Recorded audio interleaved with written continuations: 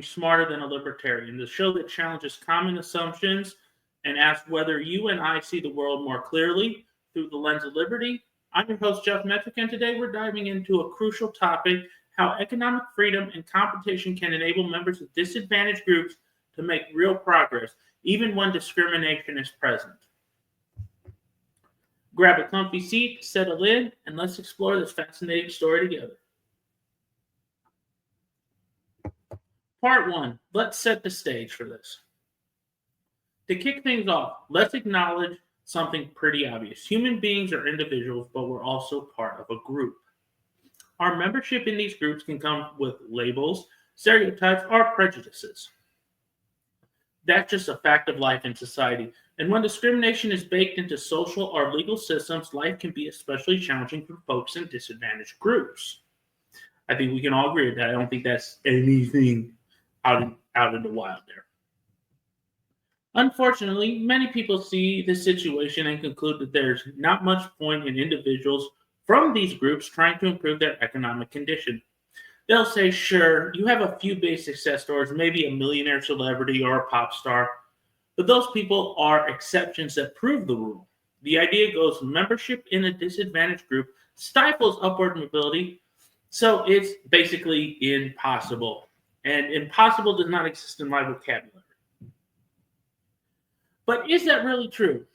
That's what we're going to dig into, because while discrimination clearly has real effects, we want to find out if free market forces can help even the playing field, or at least make it better than the alternative. Now, most of us already knows, but we're going to go over it again. A brief history of discriminatory laws. Historically, there's no doubt certain groups are held back by big, ugly policies. English master and servant status enforced class distinction. Jim Crow laws in the U.S. enforced racial segregation. And this wasn't just in the South. There are records of early segregation in Massachusetts as far back as the mid-1800s, with separate rail cars for black passengers. Wow, the North had segregation. Big surprise there. It's plain that these kinds of discriminatory laws severely limit overall opportunities for disadvantaged groups. And if you look at it from a group perspective, you see fewer options across the board. But one of the key questions we're looking at is, does that mean that every individual in that group is equally stuck and doomed to economic failure? Or can individuals within these groups still find ways to thrive? Now, we all know this, being a libertarian, the power of the individual. Let's zero in on that last question. If a group collectively has fewer opportunities, does that completely prevent individuals within that group from advancing? I would say it doesn't, but let's continue on. An economist named Robert Higgs explored this question in his book, Competition and Coercion, Blacks in the American Economy, 1865 to 1914. Higgs looked at racial discrimination by measuring when a black individual and a white individual in an otherwise identical situation were treated differently. In other words, he was all about analyzing what actually happened to individuals within a disadvantaged group, not just tallying group averages. That's a great distinction right there. If a white guy and a black guy have the exact same skills and productivity, but one gets paid less strictly because of race, that's discrimination. But if the white guy produces more value, maybe he's more experienced and thus gets paid more. That's not necessarily discrimination. And this is where we need to really start to differentiate and dig down and get to some answers. Higgs wanted to find out how, despite truly terrible disadvantages, some black Americans of that period managed to gain wealth, property, and education. He recognized that the weight of racial discrimination was always pulling downward, yet many individuals still made progress. You may ask, how could that be? This is where we get into more of the answers. Economic competition as a shield.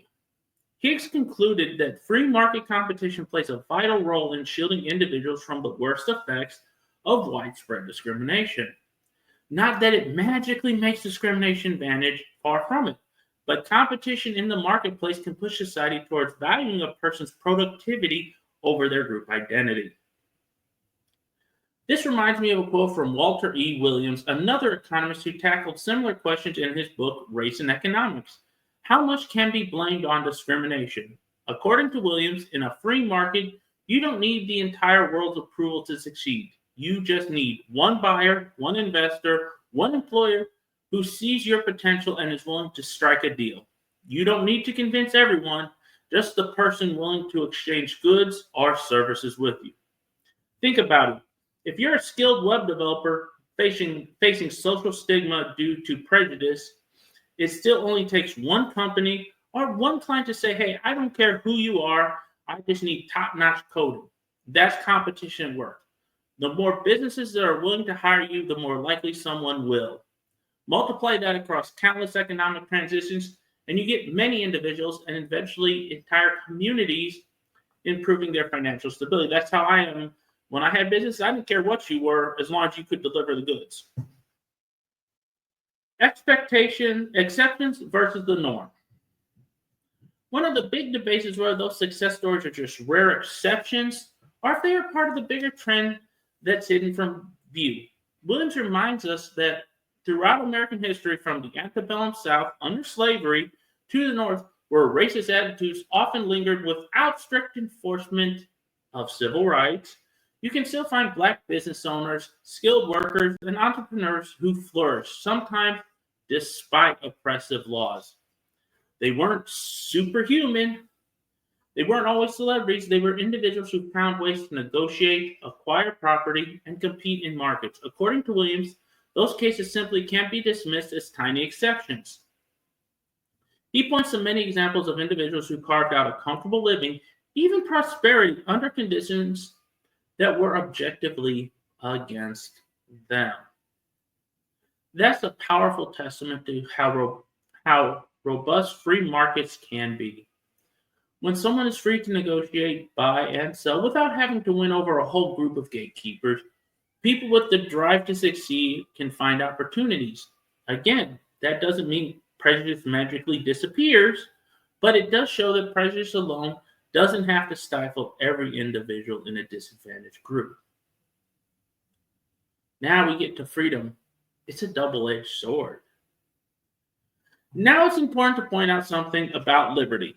As beautiful as free markets are for creating opportunities, they carry no guarantees. Like I say, you're not guaranteed anything in this world. Freedom of contract means you can propose deals and form partnerships, but others can turn you down if they don't want to do business with you for whatever reason. Freedom of association means you can choose who to hang out with, but it also means people may not choose you. And private property means owners can exclude whoever they want. I'm sorry, life is not fair. As Ken said, life is not fair, get a helmet. In other words, with liberty, there's always going to be some potential discrimination by private individuals. The question is, do the potential upsides, lots of players in an open market competing for workers or customers, offer more overall opportunities for individuals than a closed system that tries to forcibly regulate social outcomes? Lessons for today. So what's the takeaway from all this historical evidence and economic analysis? Discrimination is real and it can exist in any society, even one committed to freedom. It can manifest through social prejudices, hiring biases, or just plain bigotry. Legal and institutional discrimination, like Jim Crow laws, create a serious extra layer of barriers because it enforced by government power. This kind of discrimination is far more difficult to overcome because it's not optional. It's mandatory. And that's why I say, let people be honest with you. Despite these disadvantages, many individuals in discriminated against groups do improve their station in life when they're free to compete in open markets. We have numerous historical examples and modern ones too. Competition can be a shield. If I refuse to hire you based on prejudice, my competitor might see your potential and snatch you up. That competitor gets the benefit of your skills, and I lose out. Over time, the marketplace often punishes discrimination because it puts a discriminator at a financial disadvantage, and business owners don't want to be at a financial disadvantage. No guarantees, but real possibilities. As Walter E. Williams put it, individuals don't have to convince the majority of anything, just the right people to strike a deal. One person, one time, one meeting can change your life. Now, let's talk about some practical implications. Before we wrap up, let's bring these insights into our modern day. Whether it's for racial minorities, immigrants, women returning to the workforce, or any group that faces social stigma, the question remains, do we rely on an array of government interventions, or do we lean on open, competitive markets to create more real-world opportunities? I go for the latter. I think we should have more opportunities. That's part of the libertarian perspective, trusting that widespread, decentralized competition often does a better job of opening doors for disadvantaged individuals than heavy-handed regulations ever could. Of course, it doesn't mean we ignore bigotry, nor does it guarantee a perfect world. But as the historical record shows, it might well be the best vehicle we have for enabling individuals, especially those from marginalized groups, to flourish. So let's wrap this up and get ready to get on with the rest of our day. All right, folks. That's it for today's episode of Are You Smarter Than a Libertarian? We've seen how economists like Robert Higgs and Walter E. Williams illustrate that while discrimination is undeniable, market competition can offer a unique pathway for individual progress, even under harsh conditions. The story here isn't that free markets magically erase bigotry, but rather they create an environment where people who can produce value often will find opportunities, even if part of society remains prejudiced. So, what do you think? Are you sold on the power of the open market and free market to chip away at discriminatory barriers? Or do you think more intervention is needed to lift disadvantaged groups? Let me know in the comments. And if you enjoyed today's deep dive into economics and civil rights history, don't forget to like this video, subscribe to our channel, and share this with your friends. As always, I'm Jeff. Thank you for tuning in. And remember that new videos drop every day. So until tomorrow, stay free, stay informed, stay accountable. Have a great day.